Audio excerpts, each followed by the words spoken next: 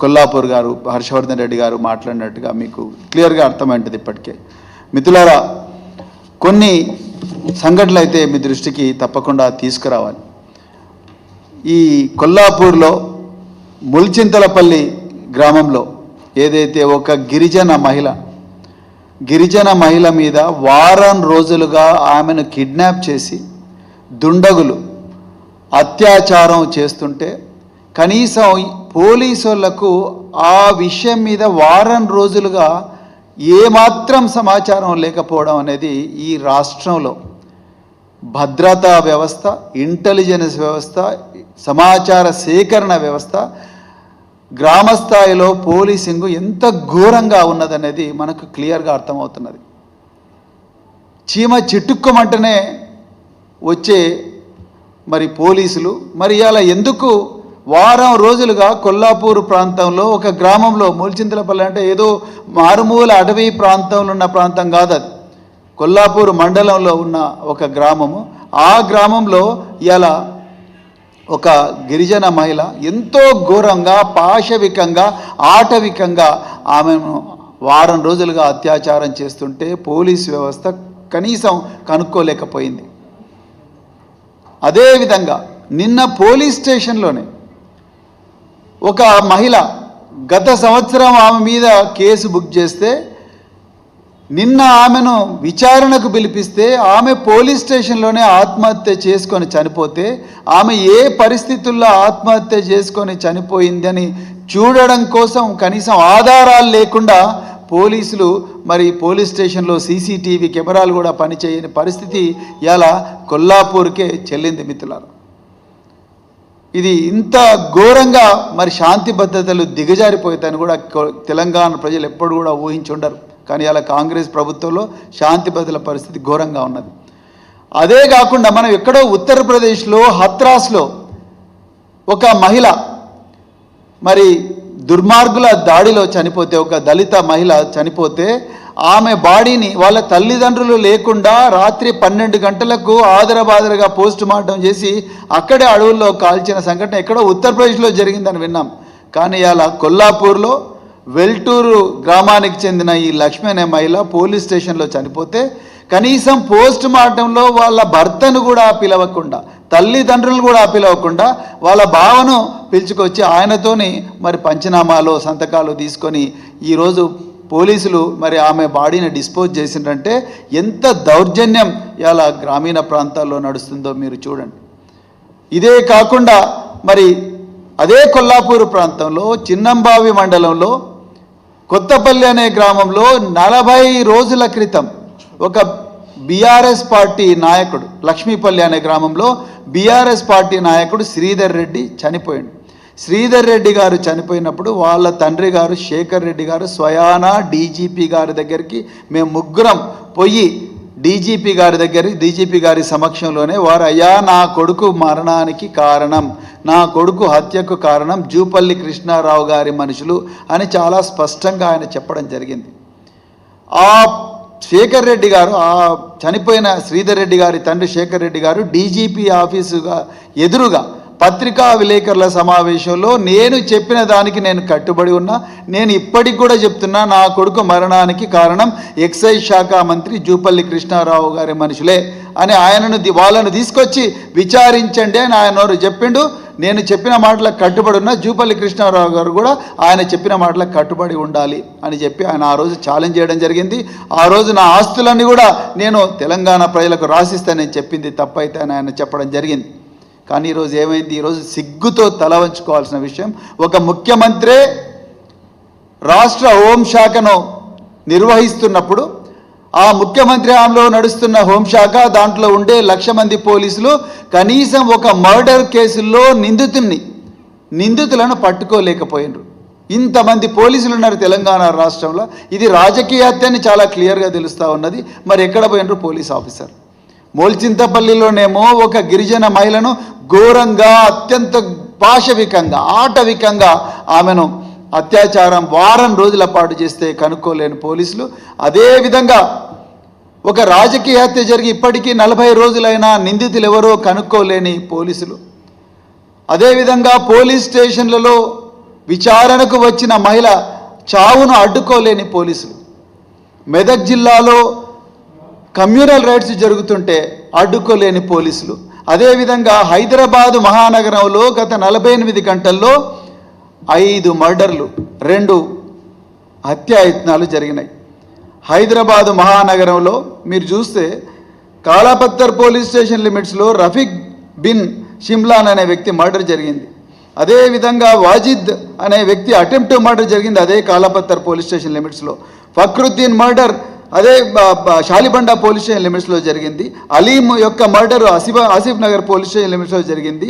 అదేవిధంగా కిజర్ అనే ఒక వ్యక్తి మర్డర్ కాచిగూడ పోలీస్ స్టేషన్ లిమిట్స్లో జరిగింది. అదేవిధంగా రోజా అనే ఒక మహిళ murder Tukaram gate police station లిమిట్స్లో జరిగింది. అంటే మీరు ఒకసారి చూస్తే ఒకటే 24 గంటల్లో దాదాపుగా 5 మర్డర్లు 2 అటెంప్ట్ మర్డర్లు. అంటే మరి ఎక్కడ ఉంది శాంతి భద్రత వ్యవస్థ? ఎక్కడ పోయినరు పోలీసులు? పోలీసులు దేంట్లో బిజీగా ఉన్నారయ్యా అంటే రేవతి అనే ఒక జర్నలిస్టు ఎల్బీ నగర్ పోలీస్ స్టేషన్లో ఒక మహిళ తన అపార్ట్మెంట్లో 7 గంటల పాటు కరెంటు లేదు అని కంప్లైంట్ చేస్తే ఆ విషయాన్ని ప్రజల దృష్టికి తీసుకురావడం కోసం ఈ రేవతి అనే ఒక మహిళ ఒక జర్నలిస్ట్ ట్వీట్ చేస్తే ఆమె మీద section 505 and section 66 IT act కింద పోలీసులు కేసు పెట్టిండ్రు. నిజానికి సెక్షన్ 505 ఎవరి మీద పెడతారు? ప్రజల లోపల భయాందోళన సృష్టించి, ప్రజల లోపల విద్వేషం రగిలించి, ప్రజలు 2 గుంపులుగా మారి ఒకరికొకరు కొట్టుకోవడం కానీ, లేకపోతే రాజ్యం మీద తిరుగుబాటు చేయడం కానీ, అవన్నీ చేయడానికి ప్రేరేపిస్తే అప్పుడు సెక్షన్ 505 అనేది ఇన్వోక్ చేస్తారు పోలీసులు. మరి అలా రేవంత్ రెడ్డి గారి ఆదేశాలు ఏమున్నాయి? ప్రశ్నించే వాళ్ళందరూ వాళ్ళు జర్నలిస్టులైనా సరే, గృహిణులైనా సరే, పేదవాళ్ళైనా సరే, విద్యార్థులైనా సరే వాళ్ళను పోలీసులు కేసులు పెట్టి అరెస్ట్ చేయండి అనేదే రేవంత్ రెడ్డి గారు ఆదేశాలు ఇస్తున్నారు. ఇలా రాష్ట్రంలో శాంతి భద్రతలు ఎక్కడున్నాయి? అదే ఒకవైపు చూస్తే కేసీఆర్ గారు గత 10 సంవత్సరాలుగా తెలంగాణ ముఖ్యమంత్రిగా ఉన్నప్పుడు దాదాపుగా 45,793 మంది పోలీసులను ఆగమేఘాల మీద వారిని రిక్రూట్ చేసి పోలీసు వ్యవస్థకు వేల కోట్ల రూపాయలు ఇవ్వడమే కాకుండా ప్రపంచమే ముక్కు మీద వేలేసుకునే విధంగా మన తెలంగాణ భవన్ పక్కనే ఉండే ఇంటిగ్రేటెడ్ కమాండ్ అండ్ కంట్రోల్ సెంటర్ను సృష్టించి ఆ కంట్రోల్ సెంటర్లో ఎక్కడ ఏ సమస్య, తెలంగాణలో ఎక్కడ ఏ సమస్య ఉన్నా దానికి సంబంధించిన సమాచారం వచ్చే విధంగా కాకుండా పోలీసులను కార్యోన్ముఖులుగా చేసి వాళ్ళను నేరాలు ప్రివెంట్ చేసే విధంగా మరి అక్కడ కేసీఆర్ గారు ప్రయత్నం చేస్తే, అదేవిధంగా 10,66,792 సీసీటీవీ కెమెరాలను ఆదిలాబాద్ నుండి అలంపూర్ దాకా, అదేవిధంగా తాండూరు నుంచి కోదాడ దాకా, కొడంగల్ నుంచి కోదాడ దాకా ప్రతి గ్రామంలో కూడా సీసీటీవీ కెమెరాలు పెట్టి నేరాల నివారణకు తోడ్పడితే ఇలా అదే తెలంగాణలో రేవంత్ రెడ్డి గారు చేతిలో ఉన్న హోంశాఖలో అదే పోలీస్ స్టేషన్లలో కూడా సీసీటీవీ కెమెరాలు పనిచేయడం లేదంటే అసలు జరుగుతున్నది ఏంటి? అసలు తెలంగాణలో సిసిఎస్ సెంట్రల్ క్రైమ్ స్టేషన్ ఎదురుగానే ఒక SI or CI ACB trap అవుతాడు. ఇంకా ఎక్కడ ఉన్నది అసలు? ఎక్కడ పోలీసు వ్యవస్థ ఉన్నది? పోలీసు వ్యవస్థ మీద కంట్రోల్ ఎక్కడ ఉన్నది? పోలీసు వ్యవస్థ ఎక్కడ మరి ప్రజల ప్రాణాలను రక్షిస్తున్నది? ఒకసారి మీరందరూ కూడా మరి ఆలోచించాలి. అదేవిధంగా డిఎస్పీ నాగర్ కర్నూల్ చిన్న కారు పాముల అనే ఒక గ్రామంలో మే 13వ తారీఖు నాడు 6 మంది దళిత యువకులను చేతులు కాళ్ళు ఇరిగే విధంగా జూపల్లి కృష్ణారావు గారి మనుషులు, అదేవిధంగా కాంగ్రెస్ పార్టీ కార్యకర్తలు ఘోరంగా కొడితే అందులో ఒక మైసమ్మ దేవాలయం యొక్క ఆలయం కమిటీ చైర్మన్ కూడా ఉన్నాడు. ఇంతవరకు కూడా ఆయనను అరెస్ట్ చేయలే. ఆయన నిందితులు ఆయన కూడా ఒకడు. ఇంతవరకు కూడా ఆయన అరెస్ట్ చేయలే. మరి ఎక్కడ ఆయన ఏవన్ ప్రధాన నిందితుడు అయిన మైసమ్మ దేవాలయం యొక్క చైర్మన్ కనీసం ప్రశ్నించడానికి కూడా పోలీస్ స్టేషన్ తీసుకొస్తలేరంటే ఇంకెక్కడ ఉంది? మరి ముఖ్యమంత్రి గారు మీరేమన్నా రివ్యూ చేస్తున్నారా ఈ నేరాలను? ఇది 5 మర్డర్లు 2 అటెంప్ట్ మర్డర్లు 24 గంటల్లోనే అవుతున్నాయంటే మీరు ఎప్పుడైనా అధికారులను పిలిపించి అడిగినరా? ఎందుకు నాగర్ కర్నూలు జిల్లాలో ఇట్లా అవుతున్నాయి? అచ్చంపేటలో గువ్వల బాలరాజు గారు మాజీ విప్ గారి ప్రాంతంలో ఎందుకు బీఆర్ఎస్ పార్టీ కార్యకర్తల మీద ఘోరంగా దాడులు జరుగుతూ ఉన్నాయి? అదేవిధంగా నిన్నగాక ఒక వారం రోజుల క్రితం కడతాలలో డబుల్ మర్డర్ జరిగింది. ఘోరంగా పక్కనే కడతాలలో ఆమన్గాళ్ళు కడతాల మధ్యలో ఉండే విల్లాల్లోకి తీసుకొని పోయి బర్త్డే పార్టీ అని చెప్పి తీసుకొని పోయి ఘోరంగా కత్తులతోని చంపినంటే మరి పోలీసింగ్లో ప్రివెంటింగ్ పోలీసింగ్ ఎక్కడున్నది? దాదాపుగా 6,000 వాహనాలు కేసీఆర్ గారు పెట్రోలింగ్ చేయడం కోసం పోలీసులకు సమకూర్చిండ్రు, వేల కోట్ల రూపాయలు పెట్టి.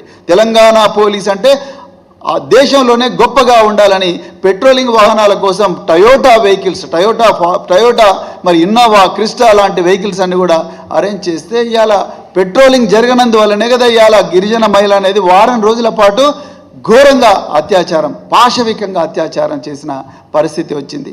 అదే కడతాలలో 2 యువకులను ఘోరంగా ఒక విల్లాలో కత్తులతో పొడిచి చంపితే కనీసం తెలిసే పరిస్థితి కూడా లేదు.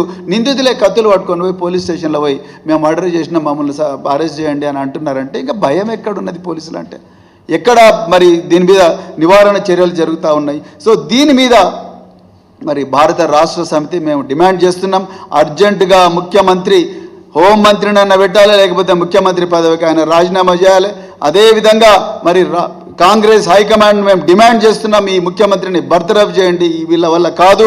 తెలంగాణ ప్రజలు మళ్ళొకసారి గుర్తించాలి, 10 సంవత్సరాల్లో కేసీఆర్ గారి హయాంలో పోలీసు వ్యవస్థ అద్భుతంగా నడిచింది. ప్రజలకు ఎక్కడ కూడా వాళ్ళకు షీటీములు కానీ, లేకపోతే సీసీటీవీ కెమెరాలు కానీ, పెట్రోల్ వాహనాలు కానీ, లేకపోతే control room, integrated control command centre కానీ, ఇంకా ఎన్నో విషయాలు కానీ, ఇవన్నీ కూడా చాలా అద్భుతంగా మరి ఆ రోజు రివ్యూ చేయడం జరిగింది. ఇంకొక ఘోరమైన విషయం, భూపాలపల్లి జిల్లాలో ఒక సబ్ ఇన్స్పెక్టర్ ఆఫ్ పోలీస్ ఒక ఉమెన్ కానిస్టేబుల్ను వెపన్ చూపించి ఘోరంగా రిపీటెడ్గా అత్యాచారం చేస్తాడు. మరి ఎక్కడ ఉంది డిసిప్లిన్, ఎక్కడ ఉంది డిపార్ట్మెంట్లో? అరే కంచే చేను వేస్తే రేపు ప్రజలను ఎవరు నమ్మాలి? పోలీసు వాళ్ళే వాళ్ళ తోటి కానిస్టేబుల్ల మీద అత్యాచారం చేస్తే పోలీస్ ఆఫీసర్స్ ఎట్లా వాళ్ళను నమ్మాలి? దీని గురించి ఎవరైనా రివ్యూ చేసినా? ఏం యాక్షన్ తీసుకున్నారు ముఖ్యమంత్రి గారు? మూల్చింతలపల్లిలో మేము ఇంత ముందు నుంచి కూడా చెప్తున్నాం, గత దాదాపుగా 4 నెలల నుంచి మేము కంటిన్యూస్గా చెప్తున్నాం, నాగర్ కర్నూలు జిల్లాలో మరి ముఖ్యంగా కొల్లాపూర్, అచ్చంపేట ప్రాంతంలో గూండా గ్యాంగులు స్వైర విహారం చేస్తున్నాయి, నయీం ముఠా ఆనవాళ్లు కనిపిస్తున్నాయి, అది కల్వకుర్తి ప్రాంతానికి కూడా విస్తరించింది అని మేము క్లియర్గా చెప్పినాం. మొన్న కూడా మేము గోవిందాయపల్లి కడతాల మండలం దగ్గరికి పోయి చాలా క్లియర్గా చెప్పినాం, నయీం ముఠాతో దిగిన ఫోటోలు ఉన్నాయి. ఆ ఫోటోలలో నిందితులు వీళ్ళందరూ కలిసి, నయీం ముఠా వీళ్ళందరూ కలిసి బర్త్డే పార్టీలు చేసుకున్నారు. వీళ్ళు అక్కడ విల్లాల్లో ఖాళీగా ఉన్న విల్లాలు తీసుకొని అక్కడ దందాలు చేస్తున్నారు. మళ్ళీ పెద్ద 2-3 నయీం గ్యాంగులు తయారై ఓఆర్ఆర్ చుట్టూ కూడా ప్రజలను భయకంపితులు చేసి దందాలు చేయడానికి పూనుకుంటున్నారు. మరి ఏం చేస్తున్నాడు ముఖ్యమంత్రి? ఎప్పుడన్నా ముఖ్యమంత్రి గారు రివ్యూ చేసినారా దీని మీద హోంమంత్రిగా? అందుకొరకు రేవంత్ రెడ్డి గారికి ఈ హోంశాఖ పుంజుకునే నైతిక హక్కు కోల్పోయారు. ఇక్కడ పోలీసులు ఘోరంగా విఫలమైనరు. అందుకొరకే దీని మీద స్పష్టమైన విధానం ఉండాలి. మేము దీన్ని పూర్తిగా ఖండిస్తున్నాం. అదేవిధంగా ముల్చింతపల్లి విక్టిమ్ సంబంధించి ఇప్పుడు మా ఎక్స్ఎమ్మెల్యే హర్షవర్ధన్ రెడ్డి గారు మాట్లాడినట్టుగా వారికి తప్పకుండా ఆ మహిళకు అత్యంత ఉత్తమమైన మరి వైద్య సహాయం ఒక మంచి హాస్పిటల్లో పెట్టి కల్పించాలి. అదేవిధంగా ఆమెకు ఎక్స్గ్రేషియా కూడా ఇవ్వాలని చెప్పేసి మేము కూడా డిమాండ్ చేస్తున్నాం. పోలీస్ స్టేషన్లో చనిపోయిన విషయంలో కూడా మరి ప్రభుత్వం వాళ్ళకు కూడా ఎక్స్గ్రేషియా ఇవ్వాలి. అదేవిధంగా దానికి బాధ్యులైన పోలీస్ ఆఫీసర్లు మరి ముఖ్యంగా డిఎస్పీ నాగర్ కర్నూలు అర్జెంటుగా సస్పెండ్ చేయాల్సిందిగా మేము ప్రభుత్వాన్ని డిమాండ్ చేస్తున్నాం. ఈ విధంగా చేయకపోతే మాత్రం మేము భారీ ఎత్తున ఆందోళన కూడా చేపడతామని ఈ సందర్భంగా చెప్తున్నాం. అదేవిధంగా మరి మన సుల్తానాబాద్లో ఒక చిన్నారిని ఘోరంగా అక్కడ రైస్ మిల్లో దుండగులు అత్యాచారం చేసిండ్రు. దాని మీద కూడా ఇంతవరకు మరి వాళ్ళు దుండగులు అయితే దొరికిండ్రు, కానీ రాబోయే రోజుల్లో ఎలాంటి సంఘటనలు జరగకుండా ఉండడం కోసం పోలీసులు ఎలాంటి యాక్షన్ ప్లాన్తో ముందరకు వస్తున్నారనే దాని మీద ఎక్కడ కూడా స్పష్టత లేదు. రాష్ట్రానికి హోంమంత్రి లేని లోటు చాలా క్లియర్గా మరి కనిపిస్తూ ఉన్నది. అందుకొరకే తెలంగాణ ప్రజలందరూ కూడా గుర్తించాలని చెప్పేసి గతంలో కేసీఆర్ గారి ప్రభుత్వంలో ఉన్నంత గొప్పగా శాంతి భద్రతలు ఎప్పుడు కూడా లేవు, కానీ ఈరోజు మాత్రం పూర్తిగా అడుగంటిపోయినాయి శాంతి భద్రతలు. దాన్ని కూడా తెలంగాణ ప్రజలు గుర్తించాలని చెప్పి ఇదే అడుగంటిపోతున్న శాంతి భద్రతలకు నిరసనగా మేము తప్పకుండా రాబోయే రోజుల్లో పెద్ద ఎత్తున ఆందోళన కూడా చేయబోతున్నాం. అదేవిధంగా కొల్లాపూర్లో ఈ శ్రీధర్ రెడ్డి హంతకులు దొరికేదాకా కూడా మేము ఎవ్వరిని కూడా వదలము. పోలీసులను తప్పకుండా మేము మా భారీ ఎత్తున ప్రజలందరినీ కూడా మరి